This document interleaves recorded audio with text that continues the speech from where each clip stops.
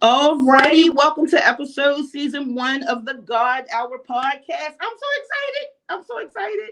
So this is something for the grown ass woman dog. And in this space, we celebrate women who see themselves beyond their trials and obstacles and make something shake. Today's guest is a viral sensation. She's a viral sensation on all platforms. My sister, straight from the south side of Chi-Town. I'm gonna ask you, do y'all mind when people say Chi-Town? Do we need to be saying Chicago? No, Chi-Town, that works. Okay, because I be feeling like I'm a part of it. I ain't never been to Chi-Town, but it just has that swag to it. So, but Yeah. she is an artist, comedian, creator extraordinaire, the reigning queen of keeping it real, controversial content, Miss Nelly Nail. Thank you so much for joining me, sister. Oh man, I'm glad to be a part. This is just the beginning for you, for real. Thank you. Girl, I'm such a stan. I'm such a stan. I appreciate you. So before we get to business, before I get all up in your business, we're gonna do a quick icebreaker. Okay. So shout out to University of Dope.com. University of Dope, they have these cards, R&B cards, rap cards, where you ask these questions and you get really fun answers. So it's typically a shot game, but I ain't got no liquor. So we ain't shooting it. So I'm just gonna ask you a few random questions and then you give me your best answer, okay? Okay. All right. Choose the best non-singing singer from the following. A. Keith Sweat. B. Alicia Off Keys. They wrote that. I ain't say it. I don't want the problems. I ain't say it. C. Slim from 112. I always thought he could sing. Or D. They have two people. Jennifer Lopez / Ashanti. Okay. Ashanti. I'm gonna have to go with Keith Sweat. I'm with you. With you. I'm gonna have to go with Keith Sweat on that one. I think we are in agreement. Okay. Who would you rather be? A. Little Mama during that Jay-Z performance, or B. Jay-Z in the elevator with Solange? I'm gonna have to be in the elevator. Yeah. Ain't nobody see nothing with Little Mama. That was embarrassing. I remember that. Like, girl, get off the stage. Okay. All right, let's see. All right. Favorite kicks. A. Tim's. B. Air Force Ones. C. Some Chucks.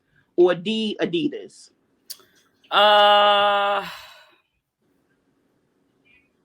Wait. Run it back again. Got you. A. So your favorite kicks, tennis shoes. A. Tim's. B. Air Force Ones. C. Chucks. Some Chuck Taylors. Or D. Adidas. I'm gonna say Adidas. Okay. I don't know why I thought you was a Chuck girl. I'm a Chuck girl. I thought you were a Chuck girl. Chuck Taylor. I could go with some Chuck Taylors. Okay, I could see you like that's your vibe to me, like as if I know you. Hey, baby, you are more than look. He is more than welcome. I told you I got them 6 grandbabies, so they in everything I do. So yeah, okay. This is my son. Hi, baby. He look, you're a little sensation too. Yes, he is. What's his name? Zacchaeus. Hi. Oh, I love it. Yes. All right. Okay, and last icebreaker question. Who looks like they can't read? Mm-hmm. Now, some of these people I don't know, but I'm going to read it anyway. Who looks like they can't read? A. Lil Uzi Vert. B. Lil Yachty. C. Lil Boozy. D. Lil Any Damn Body. Oh, my God. It's so hard because I don't really know these artists personally. Right. But did it say Lil Boosie? Yes, it did.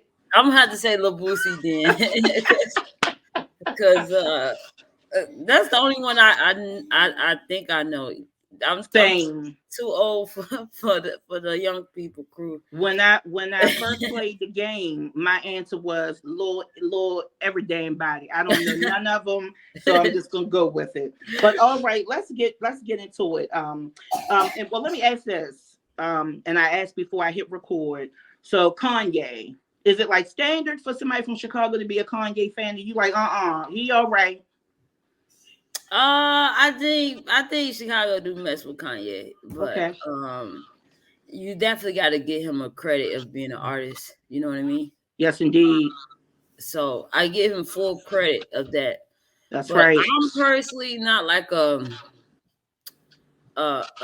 he had a new song that I heard. I can't even think of the name of it. I didn't know he had nothing new out. Yeah, I heard he's dropping a new album.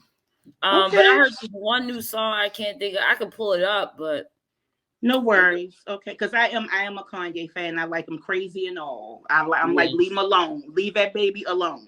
I think he playing a lot of this stuff. Come on now. He ain't a millionaire for nothing. He wanted to get out them contracts. He wanted to get out them contracts. That's right. And he did it. He did. I ain't mad at all. Okay, Nelly. So give me some background. Are you originally from Chicago? Yes. Born and raised from Chicago. All right. Okay. Born and raised. And I'm just going to go ahead. I'm going to get right to it. I'm going to put it right out there. It's time for a series. Like, I don't know if you already have it in the works. If you thinking of it's time for a series. Like, I need to be able to be like, oh, did I miss episode 2 of season 1? It's time for it. I've been getting that a lot. I've been getting that a lot. I'm in the works of it. It's just I want to. My whole goal was to master a minute. You know what I mean? Yeah. Like, try to do the best you can and retain the viewer. What is it? The viewer attention for a minute. So that was just my goal. So I was like, okay, it's not every time I had like low views, I was like, okay, well, we got to do something different. Try something different, you know? So now I'm starting to get people like, I want more. So it's starting to be a little pressure, but it's definitely in the works. It's that good pressure. It is. Like, I'll look and be like, so what happened? So let me tell you, look, and I made sure I wrote them down because I wanted to get it right. Let me tell you my top 3. Like, I had about 8 of them, and I was like, girl, you got to chisel this down. Y'all don't have a lot of time. My top 3 favorite episodes are your roommate and them damn noodles. When I tell you I cackle, you because even when you laugh in the, I'm like, oh my God, this is hilarious. The intervention with you and Aunt Dee, the insurance conversation, because she kept it real. You know what I mean? Like, we ain't saved nobody get a policy on them, if that's what we're doing, right? And then my most recent favorite, and it was such a tie, but I chose this one. Your sister and the Walmart dance battle. Yo, just amazing. So tell me, as far as content, how you get everybody involved, because the thing that I love about your content, I can't tell if these are people who are really related to you, if the content is like, yo, this shit really happened, or if you are just that damn creative. That's the thing that I love. It's like, and then it's relatable. And we know that that's the thing that makes good comedy. You know what I mean? That people can relate. We all got that in our family. So talk to me about that. Like, how did it all just come to be? It really started me doing stand-up. So I started doing stand-up. So I wanted to post my clips on social media because previously I didn't even watch social media for real. Wow. No, I wasn't even on social media like that. So I was like, I'm finna like do these skits to retain my audience so I can get people to come see me. That was basically like the thing, you know. But I think it evolved into like I was trying some of everything in the beginning. You know what I mean? Skits years ago before people to come see me. That was basically like the thing, you know. But I think it evolved into like I was trying some of everything in the beginning. You know what I mean? I was switching characters. See, I used to do skits years ago before it was like known as skits as far as social media type of skits. I was writing skits for church at my church when I was 16 years old. Wow. I was doing like real live production. I take this serious type of skits. You know what I mean? So when I found that, I didn't know people was doing skits on social media. That's not like lack of knowledge I had. You know what I mean? I only saw like those super viral ones where you know it just end up happening. You know what I mean? Right. So, I think it just started out from there, and then I wanted to create content that was real. That was basically my. I saw people doing stories. I mean skits, but I thought their skits was always like comedic, like oh let's laugh Yes, at this. But I wanted to do. I didn't see a lane where people went deep. Like that's right. I want to make you laugh, but I want to make you cry too. That's You right. know what I'm saying? Like that was just the difference between me and other artists. So Mm-hmm. my first skit I made that blew for me was it was about my mama. Wow. Had me to have my brother, which was my son. It was like my mama had to have my brother and for 3 days. And 3 days end up turning to 3 years. And she came back. I remember that one. Yeah, she came back after 3 years Yes. and basically like where's my where my son at, you know? So Yeah. and Now, is that now that, and that's your real mom? yeah, That was it. that's my real mom that looked like me. Yep. How do you, because first of all, like most families, we can't even get it right on Thanksgiving. How like it has to be some type of influence. Like, how is it that everybody collectively is like, okay, we in it with you. What you need us to do? How did you Well, convince at everybody? first, believe it or not, this is gonna sound so weird, but at first, every footage was randomly recorded. Okay. So it wasn't even like this is the story. I just had a lot of footage and I created a story based on my footages. Yeah. So that's how it was at first. So I had, let's say you got 100 videos and you say, hey, you looking at your videos and you say, hey, I see this story here. This footage will look just right. And it was perfect because I did voiceovers over all of them. So you didn't know what was going on. You know, Yeah. so that's how I started at first. And then it was hard to, when I started getting attention, it was hard to get people to be in it. Like my mama, she ain't like that video. She was like, Okay. she like take that down. So Why do and you think it was? Do you think it was just the attention or like the shock of like people are actually watching this? Why do you think people were? I think my mama don't know. She's not a part of the social media world like that. So she's thinking like, I don't want people to see me on the street. You know what I'm saying? Got it. So that was it. And she was like, I'm not finna have these people thinking this your son. You know what I mean? So, and that's what people thought. It was so, I got so much pressure. And then I flipped the story. You I flipped did. the story where I left my son for 3 years and I came. And then I remember that day because I was talking to Unc at the time. I said I should flip this story. He like, nah, just don't mess. Because my mom didn't want to be a part of it no more. Yeah. I had so many ideas after that, and she like, nah, she just didn't want to do it. So what was I supposed to do? I was trying to sneak and get some footage of her, and she even got more pissed. It was like, come on, mom, you don't understand. This is an opportunity lifetime, you know. Yeah. So I said I'm gonna flip this story, and Unc told me not to do it. And this is before he was in the camera because it took him a while to get in the camera. And I flipped it, and it went up too. So Yes. Unc it is did. your right. That's your right hand. Like the dynamic that the two of you have. Like I even appreciate the bloopers. You know what I mean? Like when you share just the behind the scenes. Unc a renegade. He's a renegade. I think when I shared those bloopers, everybody was crazy. They was going crazy. They was Yes. like, finally, yes. Finally, because people really started to like, really like, is this shit really happening? Or Yes. what? And speaking of which, and I like how you termed it. When I was watching the podcast interview that you had done recently, and I didn't want to watch too much of it because I wanted to keep my questions out of that range. But I appreciate it when you had mentioned controversial content. And you said a little bit about how you chose to keep it real versus the cookie cutter.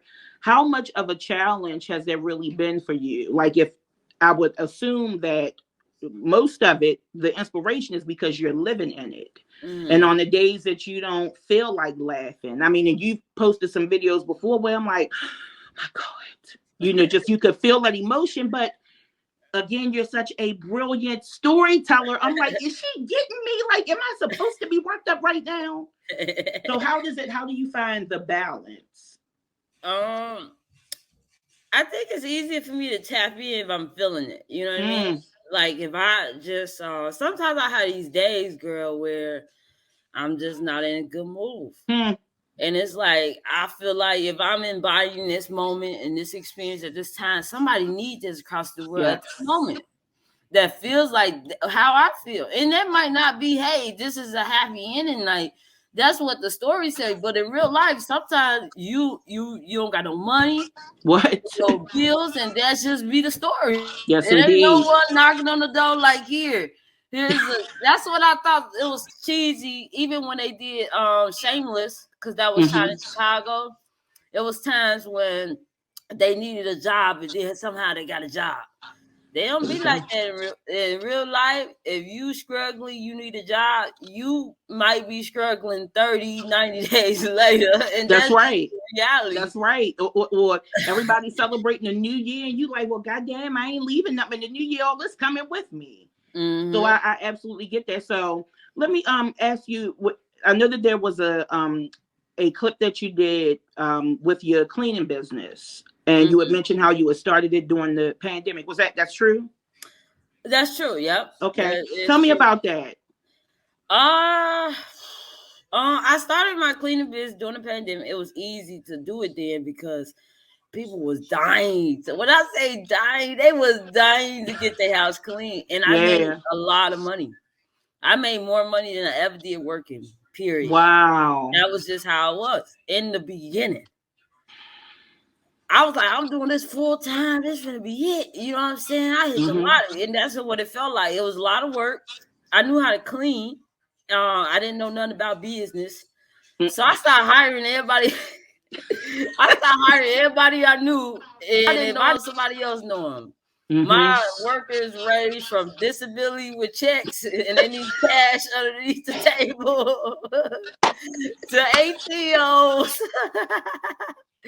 And I had a lot of problems. I'm telling you, if I would have been doing this during the time I was doing my cleaning company, I probably would have been blue. Yeah. Stuff you see, and that it was crazy. Like, oh my God. That was. I had workers that was drunk. Still doing it. I had workers that was drinking on the job, that was hugging the toilet. Oh man! I had workers that came inside people's houses. They was like, "I'm tired of this.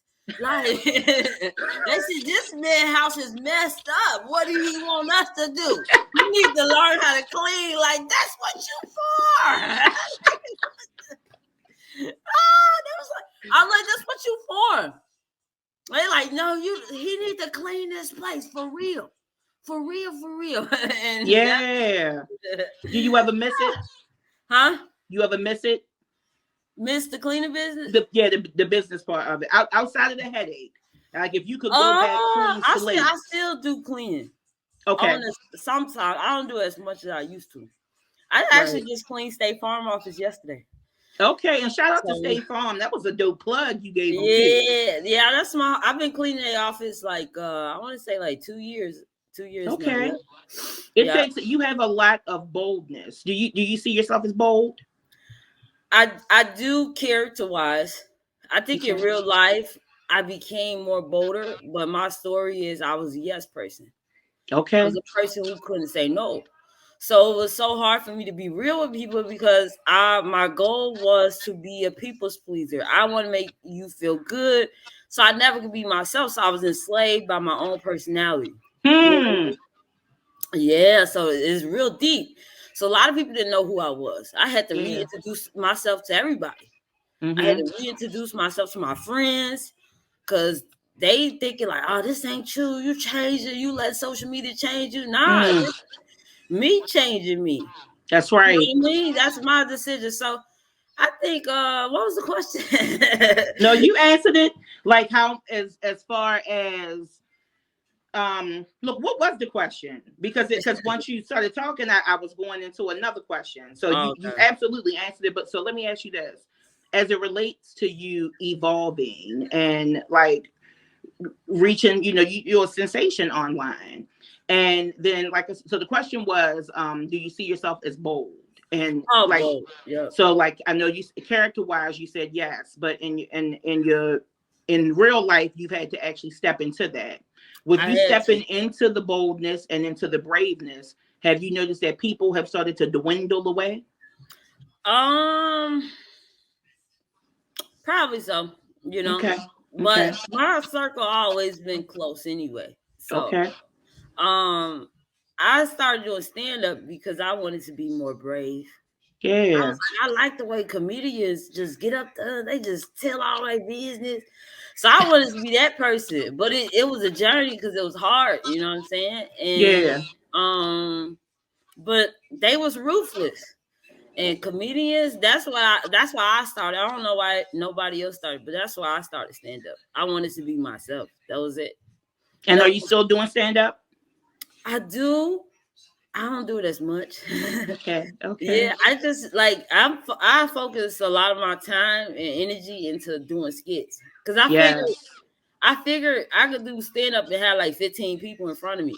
You know what I'm saying? But I could do a skit and have 200, 2,000, 3,000, 30,000. Depending on what the content is. That's right. So it's like I can build my brand faster. And then now I got a brand. Let's go back and do stand up. There you go. That's You right. know what I mean? That's right. And it was hard. Everybody thought I was quitting. Like, you couldn't stand up, because that's how I started at first on social media. But it's like, hey, look, I'm doing what makes smart to me. That's right. Smart to me, it's like 5 people in the room when I perform, so only 5 people see me do stand up.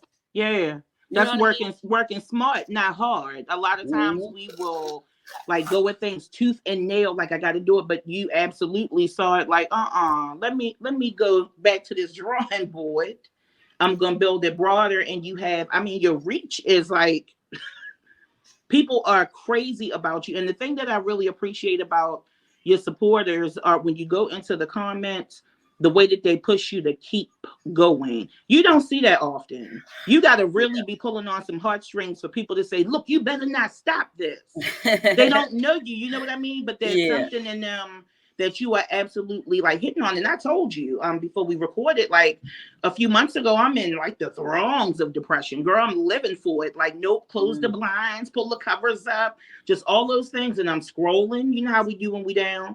And here come you and Unc on check day. And I'm like, yo, I got an uncle that I wait for on check day too. It was dope. So yes. Let me ask you a little bit more about Unc, or like the subject matter around his role with the alcoholism.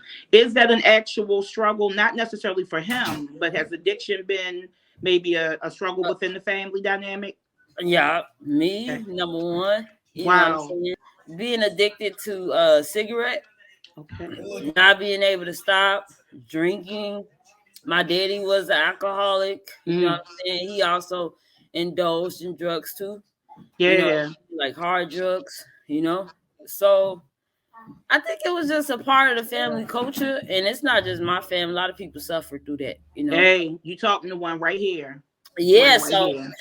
So my story was, I just wanted to like, I thought about addictions, and then I thought about it. This is what's stopping us as a people. You know what I'm saying? Like, because and you could be addicted to food. You know what I'm saying? Here. You could be like, because if you think about it, you eat when you're happy, you eat when you're sad, you eat when it's something to celebrate. We're always eating. You know what I mean? Right. Or you could be addicted to not trying to gain weight. So you starve yourself. That's you know what I'm saying? So I feel like addiction is in the historically in our bloodline, in the family, but it's not just my family. It's so not at all.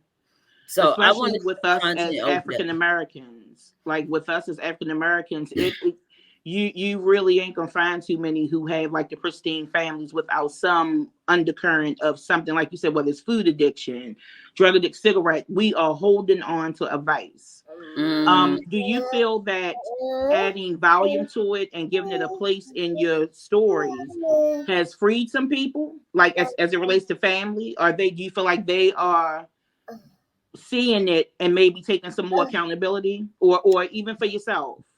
I think that when I'm doing it, I feel like people want to project. So I get projection a lot.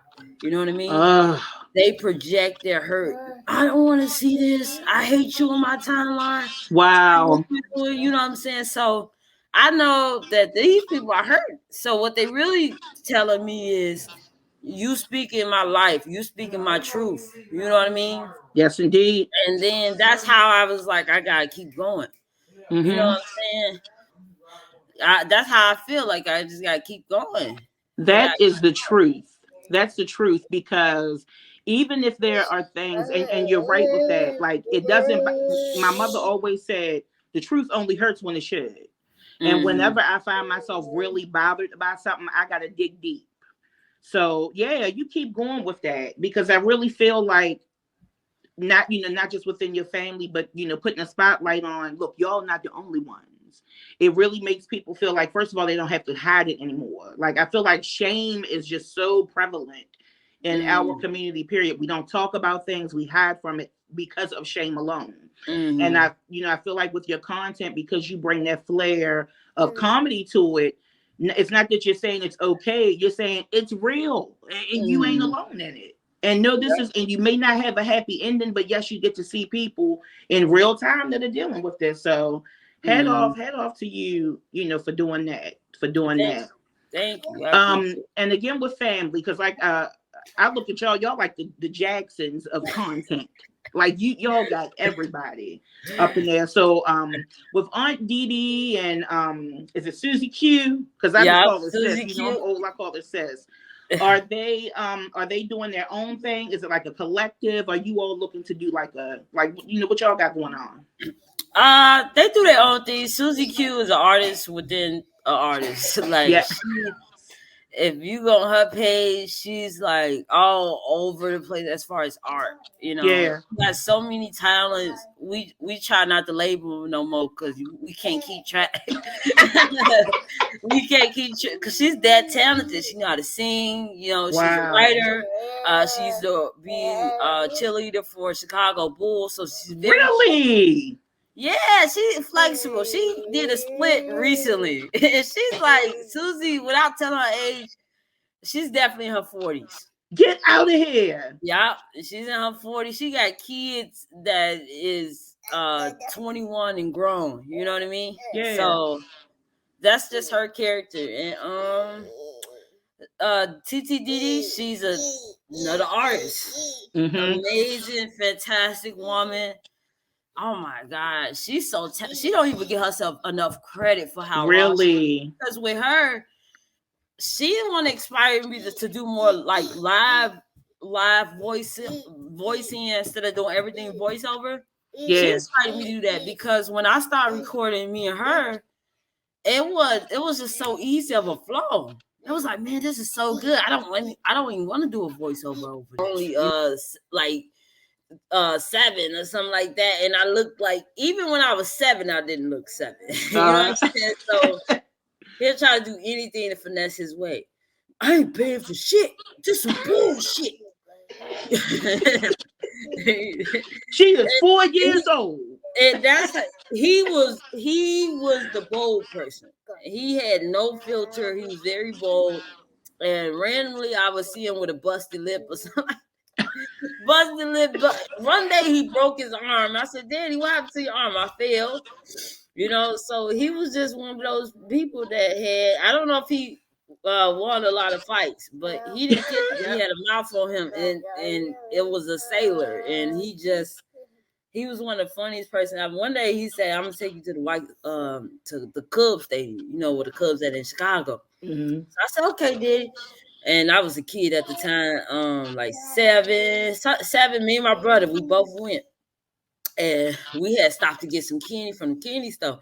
I said, why we stop and get this candy? So we had got some sneakers, and I had some Skittles. So we gonna take this in the Cub game, right? Get to the Cub game. He like, all right, come on, baby girl, it's time for us to sell. I'm like, what are you talking about? I thought we was going to see the game. Oh my God. Bust open them Skittles and bust open them sneakers, and we're about to sell. And then my brother, he the first person who was on it, because he was a little bit older than me. He like, Skittles take, and it ain't nothing but a whole bunch of white people. I'm like, man, come on, I'm not about to be doing this. You can make me look at the bear. As soon as my brother was like, Skittles taste the rainbow, and some man gave him $1. I said, sneakers. At the end of the day, Daddy took all the money, and he gave me a cut and gave my son a cut. So gave my brother a cut. So, but your daddy was a hustler. He was. That's where you get it from, man. That's where you get it from.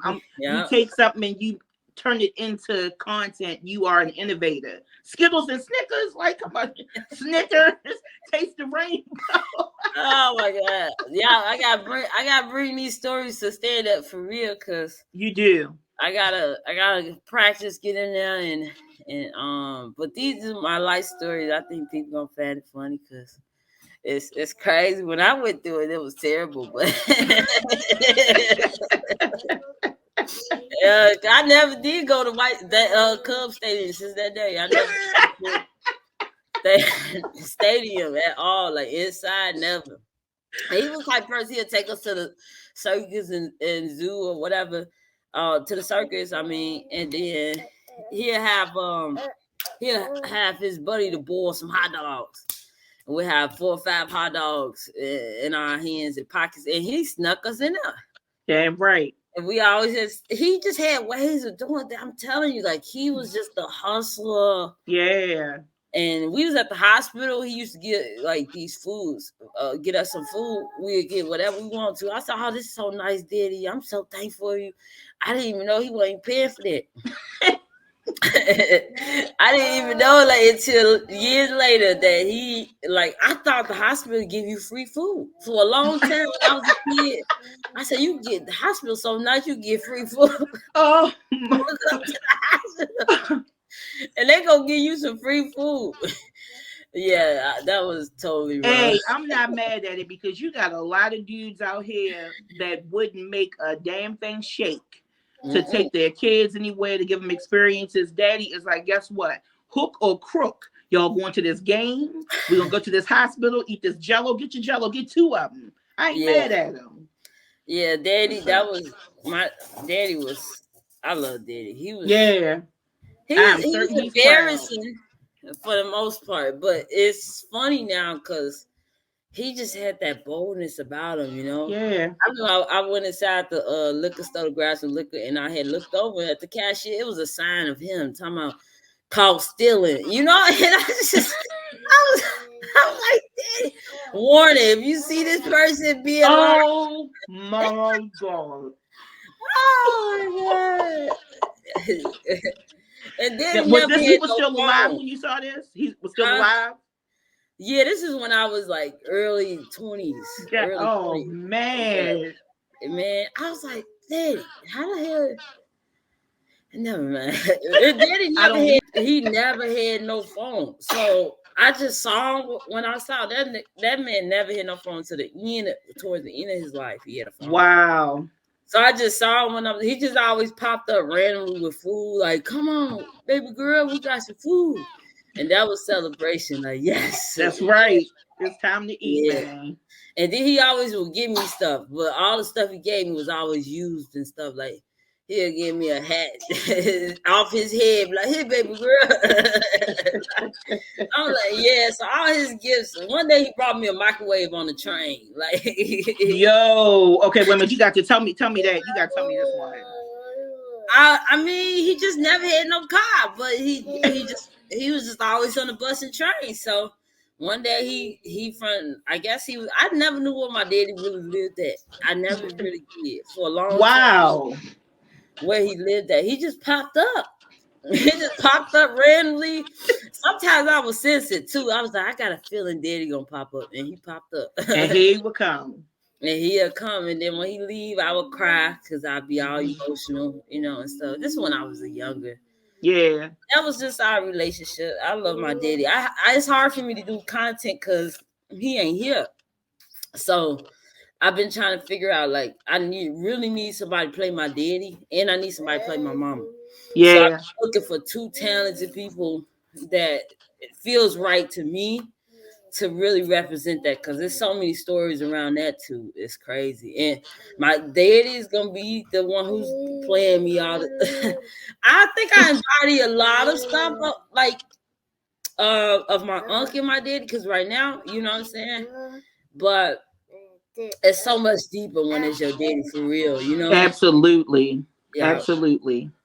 Yeah, that's okay. Well, whoever you get, they definitely gotta bring it, because like I said, the mix that the chemistry that you all have, like, can't know anybody come up into that, but it's gonna come. It's gonna come. Exactly. The people that you need will absolutely be there. Absolutely. I can't wait. I'm excited though, but I've been looking. I just want the right person. Yeah. Right person. That's right. I know you about your business. You ain't gonna let nobody come on there half stepping at all. No.